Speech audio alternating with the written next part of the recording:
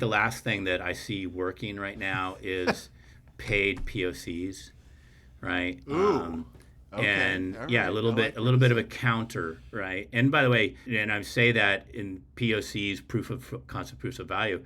I also think that POCs in 2 or 3 years may go away entirely. If people really start to build out consumption model products and you can just let them try it, that's probably the best. The reason I always like that from a sales perspective is it forces the engineering team to build a product that actually can be used without massive human intervention to stand it up. That said, there are still products out there that are complex, that do take a while to set up and deliver huge amounts of value. And I've just seen a big trend in this. And the company I'll talk about in our portfolio is Feldera. Feldera sells a product that really allows for improvements in batch processing to do it using deltas. So they can make a company that has a huge amount of data and moving huge amounts of data do it much faster, much cheaper, and better quality.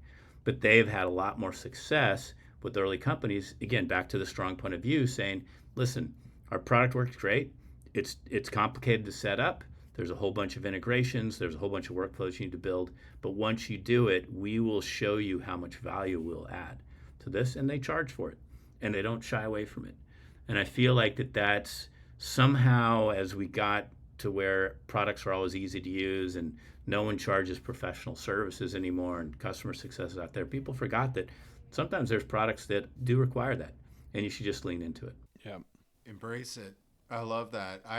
We had, this was a couple years ago and the portfolio company came in. I mean, they were early too, which is where you get scared to charge for the POC. And they were charging on the POC because they wanted some skin in the game on the other side. They kind of have to. You're right. I mean, ultimately, at the end of the day, you want to build a product that people could just start using. But in absence of that, or if there's complexity that requires that they do something a little heavier, the paid POC is like a level of commitment that ensures that they're going to have resources on their side to go make sure this thing, works or doesn't work. But yeah, I mean, that's actually kind of a big one you brought up because we kind of shied away from that for a while. Look, we all want to sell a product that magically sells itself, right? Who doesn't want that?